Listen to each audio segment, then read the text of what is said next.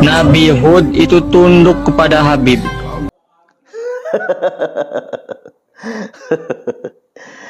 Aduh, luar biasa Dobolowi. Lagi capek-capeknya ketemu konten begini yang menarasikan kalau Nabi Hud itu tunduk kepada Habib Ba'alwi. Coba sih kita simak dulu sebetulnya konten apa ini.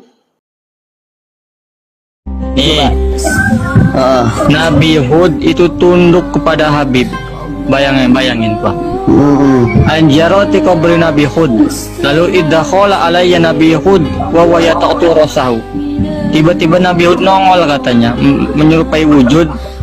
Ia mendeluk aja ke kepalanya. Apa? Faqala li ya Syekh illam tajirna jannaka. Kata Nabi Hud, ya Syekh, kalau kamu tidak ziarahi saya yang akan jarahi kamu. Bayangin, sekelas Nabi Hud untuk pada Ba'lawi, Bang. Aduh, berat sekali, Bang. Dalil si Rizky cakap di gimana? Sekelas Nabi Hud, narasinya begitu, tunduk kepada seorang Habib. Jadi katanya ada sosok yang menyerupai Nabi Hud, kemudian berkata, Bib, kalau ente enggak ziarah kepada saya, kata Nabi Hud, maka saya yang akan ziarah kepada ente. Waduh. Waduh, ini luar biasa, cerita khurafat yang luar biasa. Dan cerita khurafat ini bukan mengada-ngada. Cerita khurafat ini populer di kalangan Ali Ba'alwi sendiri. Ini tampaknya kitab yang dirujuk terkait dengan cerita khurafat yang mengatakan Nabi Hud tunduk kepada Habib atau Nabi Hud akan menziarahi Habib tersebut. Tampaknya kitab yang dimaksud adalah Syarhul Ainiyah. Dan ini salah satu saja dari sekian ribu cerita-cerita khurafat yang berkembang di keluarga Ba'alwi. Sekaligus juga kita ingin ingatkan, mengapa sih sebetulnya para Ba'alwi ini selalu menceritakan karomah keluarga mereka, yang karomah ini tidak menyerupai karomah lagi, tapi lebih menyerupai cerita-cerita yang sifatnya khurafat. Bahkan kita sangat sayangkan sekali ketika makam, diantaranya mungkin makam Nabi Hud, makam Faqih Muqaddam, makam yang katanya makam Nabi Hud ya, walaupun ulama masih berbeda pendapat apakah betul makam Nabi Hud itu adanya di Hadramaut. Wallahu a'lam bishawab. Tapi yang jelas, yang katanya makam Nabi Hud atau kemudian ada makam Faqih Muqaddam misalnya, yang kemudian mereka ziarahi dan mereka agungkan makam tersebut. Bahkan mereka bertawaf di sekeliling makam tersebut. Kita bisa lihat jejak digitalnya, mungkin sampai sekarang juga masih banyak, di mana mereka bertawaf di sekeliling makam tersebut. Artinya memang makam itu sudah dijadikan sebagaimana Baitullah, sebagaimana Ka'bah di Makkatul Mukarramah. Bahkan di konten-konten yang lain atau di video yang lain bisa kita jumpai, di mana di makam Faqih Muqaddam tersebut ditandai sebuah tempat yang kata mereka Raudhatun min Riyadil Jinnan, adalah salah satu taman dari taman-taman surga. Dan ini nyata terucap dari lisan-lisannya para Ali Ba'alwi, dan kemudian terlihat sekali ketika mereka berziarah ke Hadramaut, seolah-olah ada Ka'bah palsu, seakan-akan ada Raudhah palsu. Dan mereka sendiri yang mengucap bahwasanya tempat ini Raudhatun min Riyadil Jinnan, adalah salah satu taman dari taman-taman surga. Dan berbagai macam cerita khurafat, Mi'raj 70 kali dalam satu malam misalnya, dan cerita tentang pesawat bisa mundur, dan rata-rata semua cerita karomah yang disampaikan oleh Ali Ba'alwi itu isinya khurafat semua. Mereka selalu mengatakan, ya jangan bandingkan dong cerita karomah dengan syariat. Oke, cerita karomah tidak bisa dimaknai dengan syariat. Tapi ingat, cerita karomah juga tidak boleh menabrak syariat, tidak boleh melanggar syariat.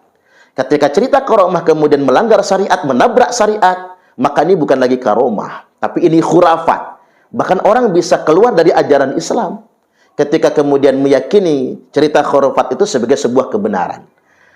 Dan mengapa ini diceritakan? Ternyata memang Ali Ba'alwi masuk kepada alam halusinasi untuk mendoktrin orang awam agar percaya dengan mereka. Ini semua demi sebuah kepentingan membangun dinasti Ba'al. Mulai dari doktrin-doktrin spiritual, membangun indoktrinasi sehingganya menciptakan orang-orang yang disebut dengan dalam tanda kutip muhibbin, orang-orang yang cinta kepada mereka, orang yang berhasil didoktrin untuk mencintai Ali Ba'alwi sebagai cucu Nabi, kemudian inilah yang kemudian akan dikapitalisasi. Baik untuk kepentingan bisnis, kepentingan ekonomi, pendapatan, sampai kemudian kepentingan politik. Saya mencurigai, ada dugaan kelompok-kelompok ini merasa Indonesia adalah pasar mereka yang paling menguntungkan.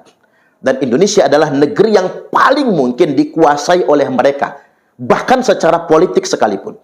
Itulah mengapa ada Habib yang membuat pernyataan, Indonesia itu bintu Tarim. Indonesia ini milik Tarim. Jawa milik Tarim, Indonesia milik Tarim. Seakan-akan begini nih, bangsa Nusantara, rakyat pribumi, termasuk orang Jawa, karena spesifikasi kadang menyebut Jawa, itu adalah pelayannya para habaib. Mereka adalah orang-orang yang layak khidmat, hormat, memuliakan para habaib. Makanya mereka mengatakan Indonesia milik Tarim, Indonesia milik mereka. Ini dari mulai menjadi modal sosial, modal ekonomi, kapitalisasi, pada akhirnya ini akan berujung kepada kepentingan politik kekuasaan. Yakin saya. Sementara waktu kelompok-kelompok politik memanfaatkan mereka untuk bergani, memperoleh massa yang banyak. Coba kita lihat sekarang. Orang-orang yang ngaku-ngaku cucu Nabi ini kan cenderung punya massa yang begitu banyak, muhibbin yang begitu banyak. Yang oleh politisi-politisi nasional di negeri kita ini, oh ini peluang nih, dekat sama Habib ini biar dapat banyak massa. Dekat sama Habib itu biar kemudian bisa mendapatkan banyak dukungan. Sementara waktu masih bermitra secara politik. Mitra strategis, simbiose, mutualisme untuk sama-sama meraih keuntungan. Tapi ingat suatu hari nanti, mereka tidak lagi bicara tentang sama-sama untung, tapi mereka akan berpikir bagaimana kemudian bangsa Indonesia betul-betul meyakini mereka sebagai cucu Nabi, dan bangsa Indonesia betul-betul mengakui bahwasanya Indonesia ini milik Tarim. Coba kita lihat di mana-mana, mereka mengglorifikasi Tarim, mereka kemudian mensosialisasikan Tarim sebagai kota yang sungguh luar biasa, kota wali. Mengapa mereka ceramahkan di Indonesia? Karena mereka ingin membangun sebuah indoktrinasi Indonesia ini merupakan milik Tarim. Bahkan baru-baru ini ada yang sangat menggelikan sekali. Ustadz Abdul Somad sampai membuat pernyataan mengapa jalan-jalan di Tarim itu tidak diaspal. Karena debu-debunya itu debu-debu para wali, kata UAS. Bayangkan level UAS yang katanya profesor, yang katanya orang terdidik, justru membangun indoktrinasi yang sifatnya khurafat. Yang mengatakan jalan-jalan di Tarim itu dibiarkan berdebu karena debu-debunya para wali. Na'udzubillah. Ada apa ini? Makanya di Tarim Hadramaut Yaman tak diaspal jalan. Bukan karena Yaman miskin, pemerintahnya kaya raya. Kenapa? Karena mereka tak ingin bekas-bekas tapak kaki wali-wali Allah itu ditutup oleh aspal. Begitu mereka memuliakan, menghormati para wali-wali Allah. Selain ada Ka'bah palsu yang kemudian orang tawaf di sekeliling kuburan di Tarim Yaman ini, juga ada semacam raudhah palsu.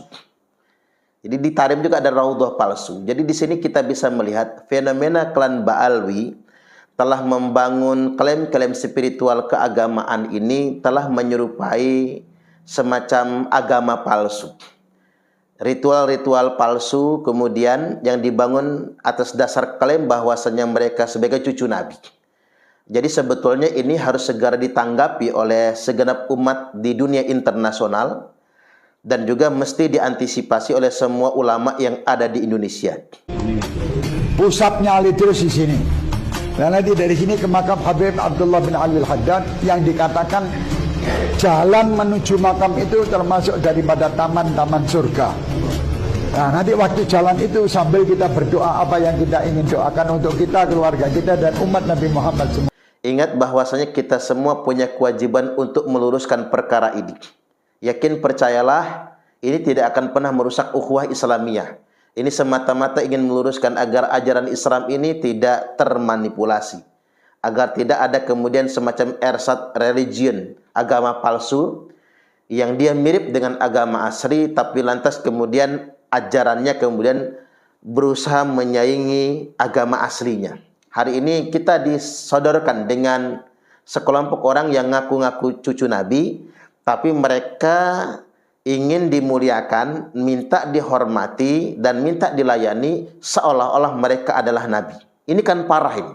Sekelompok orang ngaku-ngaku sebagai cucu Nabi, tapi mereka mengindoktrinasi umat untuk memuliakan mereka, klan mereka, bahkan minta umat kemudian melayani mereka, dan disamakan dengan penghormatan umat kepada Nabi. Ini persoalan tersendiri. Artinya memang ini ghulu dalam beragama, dan ini justru akan menciptakan kepalsuan yang mengatasnamakan agama. Jadi ada semacam, kalau ingin saya istilahkan itu, terindikasi pembodohan terstruktur dan bersifat masif. Jadi pembodohan TSM nih, terstruktur, dilakukan, dan atas nama agama. Pembodohan itu kalau atas nama agama memang akan diterima oleh orang awam. Makanya sadar segenap bangsa Indonesia, kalau melihat penceramah ngomong di panggung, di podium-podium, orang yang pakai jubah ulama, mengartikulasikan, menafsirkan Quran dan hadis, satu hal yang harus Anda semua sadari, mereka hanya seorang penyampai saja. Apa yang mereka sampaikan adalah sebuah penafsiran terhadap agama yang mereka pahami. Bukan Al-Quran itu sendiri, bukan Sunnah itu sendiri. Artinya memang kita harus timbang-timbang dulu perkataannya. Jangan terima kemudian mentah-mentah begitu saja. Gimana kalau kemudian manipulatif? Jadi memang betul, orang itu gampang sekali dibodohi ketika agama atas nama agama. Maka hari ini ingin saya tegaskan bahwasanya jangan pernah gampang percaya dengan orang yang menggunakan nama Tuhan, nama agama, demi kepentingan politik atau kepentingan ekonomi atau yang lainnya. Kayak di Indonesia ini banyak betul orang yang mengatasnamakan syariah, tapi buat bisnis. Bisnis perumahan syariah, perdagangan syariah, air mineral syariah misalnya. Syariah itu ketika dia mengikuti rambu-rambu itu nggak jadi masalah, hak dan kebebasan. Tapi ketika kemudian kata syariah adalah sebuah alat untuk membangun sebuah legitimasi agar kemudian laku di pasar kaum muslimin, itu kejahatan menurut saya. Itu benar-benar sebuah kejahatan. Dan betapa banyak orang kemudian tertipu oleh koperasi syariah, yang akhirnya modalnya nggak pulang, tertipu oleh perumahan syariah, kapling syariah, dan lain sebagainya. Ya gara-gara ini tadi. Satu hal ada benarnya juga kalau ada pemeringkatan Indonesia itu dari aspek intelijensi, peringkat ke 130 sedunia internasional. Ya mengapa demikian? Ya artinya kita masih goblok banget ya. Wajar orang Indonesia itu percaya sama indoktrinasi, sama khurafat, cerita tahayul, sesuatu yang nggak masuk akal. Mereka diperintahkan cuma cinta, dan percaya kalau Ba'alwi itu cucu Nabi. Itu saja yang mereka lakukan. Nah, mengapa itu percaya walaupun ceritanya khurafat? Karena IQ kita yang rendah. Namanya peringkat ke 130. Satu kelas saja jumlahnya paling banyak sekarang 30 orang. Katakanlah 40 lah satu kelas. Peringkat 40 berarti paling goblok. Nah, Indonesia peringkat 130. Jadi wajar kemudian bangsa kita ini mudah dibodohi, mudah diindoktrinasi karena alasan sedemikian rupa. Masa kemudian orang se-Indonesia rakyat tercinta ini diminta percaya Ba'alwi itu cucu Nabi hanya dengan percaya saja begitu. Lalu kemudian mereka mengandalkan ulama-ulama yang sudah mendahului kita. Padahal ulama-ulama yang mereka jadikan sebagai justifikasi untuk membenarkan nasab mereka, nggak pernah mengisbat nasab mereka. Ulama-ulama tersebut hanya fokus mengajar umat, mencerdaskan umat, dan sekedar berbaik sangka dengan orang-orang yang memang pakai udang-udang, yang secara personal ngaku sebagai zuriat Nabi, dan cuman berbaik sangka saja. Karena memang belum ada ketimpangan perilaku seperti yang terjadi hari ini. Saya yakin betul kalau para ulama-ulama itu masih ada dan melihat fakta penyimpangan perilaku, cerita khurafat, belum lagi pendawiran, kelakuan yang nggak benar, dakwah-dakwah yang sifatnya provokatif, yang dilakukan oleh oknum-oknum yang mengaku sebagai anak cucu Nabi ini, saya yakin ulama-ulama yang sudah mendahului kita sekalipun akan meneliti ulang dan mempertanyakan, benarkah mereka ini anak cucu Nabi? Nah, kalau sekarang ini saya membahasakannya, ya sudah wayahnya Sudah wayahnya, sudah waktunya. Hari ini Allah menakdirkan agar kita semua membongkar rahasia sesungguhnya Ali Ba'alwi bukan dzurriyyat Nabiullah Muhammad sallallahu alaihi wasallam. Mereka hanya muslim biasa, umat Islam sama seperti kita juga yang punya beban syariat yang sama dengan kita. Kita dengan mereka tidak ada yang lebih istimewa kecuali cuma satu, takwa. Inna akramakum indallahi atqakum. Sesungguhnya yang paling mulia di antara kalian semua di sisi Allah adalah orang yang paling bertakwa. Mudah-mudahan kita bisa ambil hikmahnya. Wallahul muwaffiq ila aqwamit thariq. Assalamualaikum warahmatullahi wabarakatuh. Kami adalah laskar sabilillah, pecinta wali songo dan para anbiya, pewaris peradaban Islam di Nusantara hingga berkibar bangsa Indonesia.